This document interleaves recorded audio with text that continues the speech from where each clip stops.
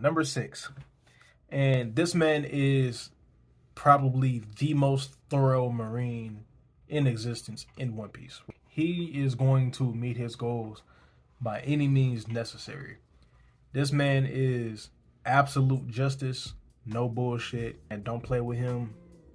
Don't do none of that, because this man wants absolute justice, absolutely. And you know who I'm talking about. I ain't even got to say his name. Sakazuki. Him and Aokiji, they have parallels in a way. He is everything that Aokiji is not, and Aokiji is everything that he ain't. You know, they're both strong. I believe that they are both at the same level. I think if they were to fight, it could go either way. For people to say that Akainu was definitively stronger than Aokiji, y'all smoking something good. That Delulu pack. Now, you know, it's crazy what kind of role Akainu might play, because he could go so many different ways. Like, he's realizing that the Celestial Dragons are full of shit. At the same time, he wants absolute justice. So there's no telling what he's going to do. In all honesty, I believe that he's going to take the Marines into a new direction. It might not necessarily be good. I think he's going to find a way to separate himself from, or separate him and the Marines from the thumb of the Celestial Dragons. I don't know how he's going to do that. But being that he has his own sense of justice, his own sense of duty, he's going to find a way. He's probably even a part of Sword. I said the Celestial Dragons gives him an order, right?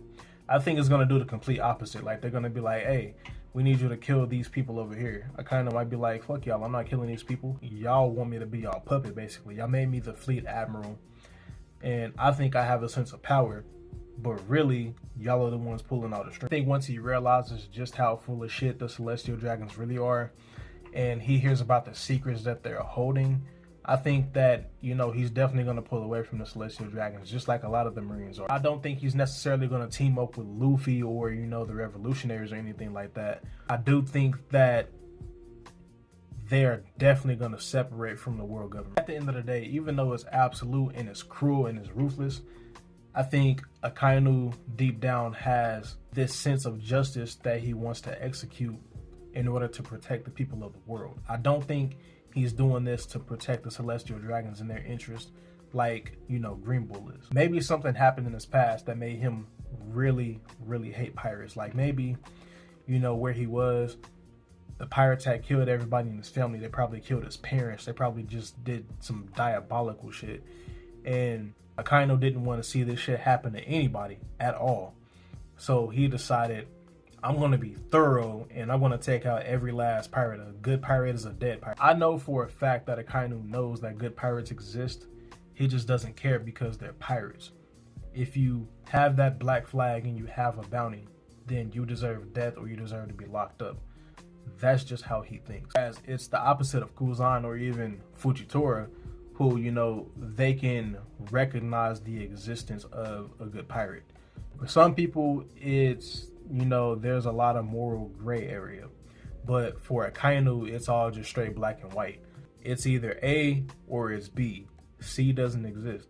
You know, it goes without saying that Sakazuki is pretty strong too. Like I said, I think him and Aokiji is the same. So, however strong Akainu is, I believe that that's how strong Aokiji is. The reason why I have Aokiji below Akainu is only because it's implied that Aokiji had lost that fight. Let's take a look back at Marineford, right? When Akainu was fighting Whitebeard, him and Whitebeard was going toe to toe. Whitebeard was strong as hell, but so was Akainu. They were both throwing blows back and forth. People made it seem like Whitebeard just wiped the floor with Akainu. You gotta remember all the shots that Akainu had took on Whitebeard too. Or when, you know, Akainu had punched him and then he had fucking shot magma into his body. And then, you know, when Whitebeard had hit Akainu and Akainu had fell to the ground, Akainu pretty much got right back up after that. Quiet as it's kept, I think if Akainu and Whitebeard would have thrown blows right now, I think Akainu would win that fight. Because it would be long, it would be drawn out, but I don't think Whitebeard could keep up ultimately because, listen, he's old, he's sick, he's strong, but he's not as healthy as Akainu is. And all of these are reasons why I have Sakazuki at number 6. Sakazuki is, you know, a beast of a man. He's a fleet admiral of the Marines. He's possibly the strongest Marine right now. So yeah, Sakazuki is definitely number 6. Number 5, I have my boy Blackbeard. He is probably the best pirate in the show, like the only real pirate in the show. This man is gonna get whatever he wants by any means. He's gonna sit, he's gonna wait, he's gonna listen, and then he's gonna strike when the iron is hot. He took down Ace, and then he had became a warlord, taking Crocodile's spot. After he had became a warlord, he had went the impel down. He didn't even need to break in. He went in the impel down, made all these prisoners fight, and then took in those prisoners as his crew. That was some of the smartest shit you could have did, because he had got some of the most diabolical characters that he could possibly get from impel down. And all of the people that he had got on his crew, they're strong in their own right. You know, Vasco Shot, Shiryu, Katarina Devon, like everybody has a purpose. You know what I'm saying? My boy Van Augur. Van Augur is the GOAT, by the way. Not only does he and his crew work well together, he can work great by himself. When he was fighting Law, you can say they had a little bit of assistance. They didn't really do much. All they did was really keep him from falling into the ocean. That was Van Augur. But other than that, he pretty much beat Law by himself. This man beat the likes of Ace, and Ace is strong as shit. And I don't really think that his crew had helped him beat Ace, for the simple fact that they couldn't really touch Ace.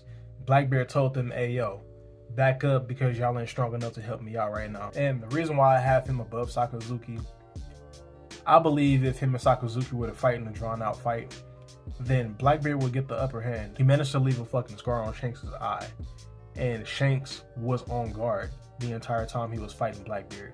Sure, they could have been weaker in the past when that happened or whatever, but the fact that Blackbeard had even got a scar on Shanks goes to show how scary this man can be. And this is my theory about Blackbeard. I'm not sure if y'all are gonna agree. I want y'all to comment down below and tell me what y'all think. So y'all remember Cavendish? You know, you remember when he goes to sleep, and whenever he goes to sleep he turns into Hakuba? I think that same thing happens to Blackbeard whenever he goes to sleep, which is why he doesn't go to sleep. Because, okay, think about it. Once Blackbeard does go to sleep, and then he has his like Hakuba transformation, for lack of better words, and he doesn't really have control over himself, he's at least 10 times stronger than what he is now, and right now he's already a freak of nature. So with that being said, you know, him not having control over himself and him being that strong in that kind of state, he's pretty much going to kill everybody, so he keeps himself awake. He doesn't want to kill his crew because he needs his crew to help him meet his goals. Not to mention, Blackbeard has 2 different devil fruits. He has the Guru Guru no Mi, and he has the Yami Yami no Mi. Both of those devil fruits are strong as shit. The Guru Guru no Mi is probably the most destructive paramecia, and then the Yami Yami is one of the best, if not the best, Logia, because it doesn't allow Blackbeard to just, you know, have damage go through him like other Logias, but it does help him to negate other devil fruit users' powers. As quiet as it's kept, it might not even be a Logia, it might actually be a mythical zone like Luffy's. Blackbeard is a whole mystery, and he's portrayed as being one of the final villains, if not the final villain of One Piece. So I have him pretty high. I don't have him necessarily in the number 1 spot. I think other people deserve to be a little bit higher. And being number 5 on this list is actually not bad at all. Now, I might get some shit for this, but for number 4, I got Luffy. Every time Luffy is on screen, I feel like he gets stronger and stronger and stronger, because this man's growth is exponential, just like Kobe's. And it doesn't matter who he's up against, whether it's Moria, whether it's Crocodile, you know, Kaido, Katakuri, whoever. This man Luffy is going to find a way to win. He hasn't mastered his awakening, and he hasn't mastered advanced conqueror's haki. However, the fact that he even has it goes to show how strong he is. Like, Luffy is pretty much the reincarnation of Joy Boy. He's not the reincarnation, but he's just like Joy Boy. Seeing as how Joy Boy has some crazy conqueror's haki, where once it's released he can split the sky by himself, and Luffy's supposed to be like that, he's only gonna get better. And you know, I actually thought about putting Luffy at number 2 on this spot. We really don't know how strong this man is now. He defeated Kaido, yeah. I don't necessarily know if he can defeat the other 3 people on this list that's above him, but he damn sure has a chance. Now, 2 of these people that's on this list that are above Luffy, we don't necessarily know how strong they are, but we do know that they are strong. That being said, it's it's a toss-up between these 4 characters at the top, Luffy and the other 3. You can put them, in my opinion, you can put either one of them above each other. The reason why I have it set up the way that I do is because we just don't know like what all they're capable of. I mean, sure, we have seen some Shanks feats. We've never seen Dragon feats though, and we damn sure ain't never seen no Emu feats. The only thing that we saw of Emu was the fact that he has access to an ancient weapon, maybe. And then when it comes to Dragon, the only thing that we saw was when they were in Logtown and he had used his hockey. I'm assuming that he had used his hockey. It could have been a devil fruit, but some way, somehow, he had caused a storm, and it allowed the Straw Hats to get away. So honestly, there is no telling just how strong Dragon is. Being that he's a Monkey D, in that he's Luffy's dad, I have him above Luffy. Simply because the shonen trope is that once a character is at a certain level and then that character has a father, that father is probably stronger than that character until that character can prove that he's stronger than his father. And then not only that, you know, I was a part of the community for a long time. I didn't like, you know, making the YouTube videos at the time or anything like that, but I paid attention a lot.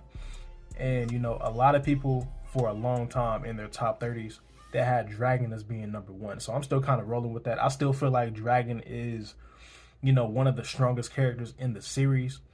It's just that, you know, as time passes, we're not sure where to put him. So I have him above Luffy for now. And we're just going to have to see in the future. But it goes without saying, bro, I don't really have to explain just why I have Luffy right here. I mean, I do think that he's stronger than Blackbeard right now simply because of Gear 5. And that he has Advanced Conquerors, he has his Awakening. I don't think Blackbeard has any of those. I don't think he has Advanced Conquerors or even an Awakening. Blackbeard is strong, sure, but we've never really seen that many feats from him. The only thing that we know that he can do for sure is beat Law. And Law is pretty strong. I think Law is comparable to Luffy, but I don't think Law is fucking with Luffy in terms of strength. Like, if you take the whole Kaido fight, right, and you switch Luffy and Law, Luffy and Kid are fighting Big Mom while Law is fighting Kaido. I don't think Law would be able to beat Kaido. So yeah, man, I have Luffy at number 4. Now, number 3. Number 3, I have Emu. Now, Emu is the ruler of the world. I really don't know how Emu got there. You know, Emu is a part of this family. The Narona.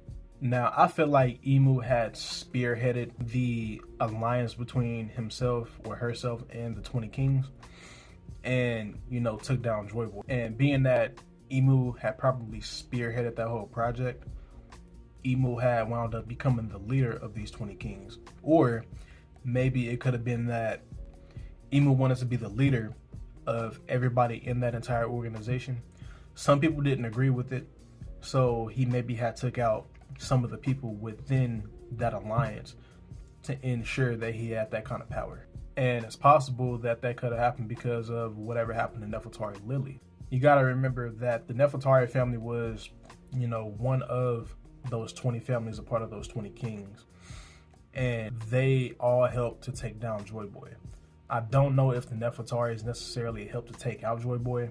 Anyway, I think it's safe to say that, you know, some people didn't agree with Emu wanting to become the leader of, you know, this entire faction. So my theory is Emu had linked up with some other people, some other like-minded people, took some of these people out, became, you know, the king after Joy Boy was taken out. They wanted to hide the fact that there was one person running the show. So they were like, hey, look, let's pretend that we're all equal, put our swords in front of this empty throne, and run the world together. Let's all become celestial dragons or whatever. And we're all going to rule the world under one rule, me, or Narona Emu. Being that they had found a way to take out Joy Boy, and we have, you know, a little bit of knowledge about how strong Joy Boy was, Emu had to be a strong motherfucker to take somebody like that down. Now, we know next to nothing about Emu. We don't know what kind of powers Emu has. We don't know if Emu has a devil fruit. We don't even know if Emu is the same person from back then. Like, it could be a thing, kind of like how in the Fishman arc, the one fish that was trying to take out Shirahoshi, the one with the devil fruit that was like he could touch things and then, you know, he could send it off after Shirahoshi. It could be something like that where it could be, you know, Nerona Emu the 20th or something. Now, I'm not saying that it's a fact. It very well could be the same Emu. What I'm saying is, though, Emu is either way a really strong presence, a really strong motherfucker. He can have all types of haki, a really powerful devil fruit, and, you know, could also be immortal. At the end of the day, it seems like the Gorosei, they all fear Emu in a way. They all answer to Emu, they all bow to Emu, and the Gorosei is strong. So the fact that they fear Emu and Emu is stronger than them, Emu gotta be at least as strong as Joy Boy. I honestly thought about putting Emu as number 1 on here, but because we know even less about Emu than we know about Dragon, it's really hard to place Emu in a spot. Now, Emu is one of those characters where Emu is probably the last villain of One Piece. I think it could either be Emu or it could be Blackbeard. One of those two. Now, being that Emu is in that position to be the final villain of One Piece, that nigga gotta be like diabolical. Like, he gotta be like crazy strong. He's probably it's okay, picture this, right? Let's say Luffy and Blackbeard gotta team up. They gotta team up to take on Emu. I would love to see that shit because it's gonna take an amazing force to take somebody down like Emu. Emu has the Gorosei on the side. He's probably gonna have the Marines on the side. He has, you know, all of the Cypher Pole on the side and shit like that. He has the Holy Knights on the side too. You know, Garland, who we had mentioned earlier, and the Mystery Man. Yeah, Emu is definitely a force to be reckoned with. But like I said, we don't know anything about Emu. I don't have anything else to say about Emu other than this nigga's probably strong as fuck, and there's a reason why he's number 3 on this list, like right above Luffy. I don't think Luffy hit his peak yet.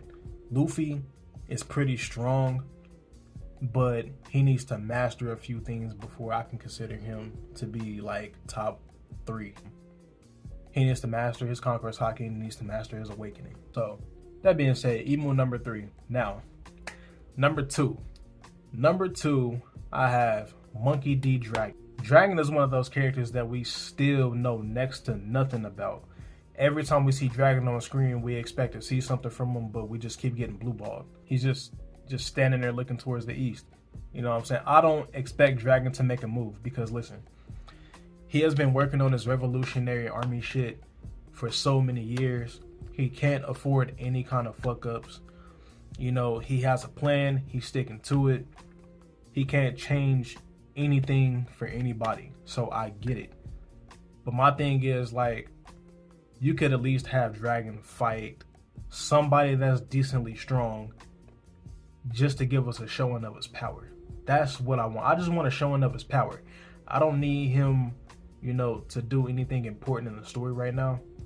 I just need some feats. Like, quite literally, the only thing that Dragon has going for him right now is the fact that he's a Monkey D, you know, Garp's son, and the thing that he did at Logtown. But other than that, that's it. Sabo has more feats than he does. Don't get me wrong, I'm not a Dragon hater. Alright, I understand where Dragon is coming from. I know that what he's doing is important, especially as far as the story, as far as like the plot goes. It's just, you know, you try to compare him to characters like Shanks, Mihawk, Roger, Whitebeard, you know, just top tier characters. And you want Dragon to be strong, especially because he's the main character's father. But we don't have anything for him.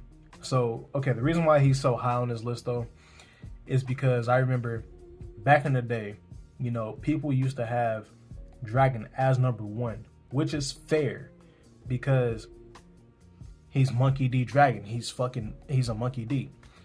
And it just makes sense. It makes sense narratively. It makes sense logically.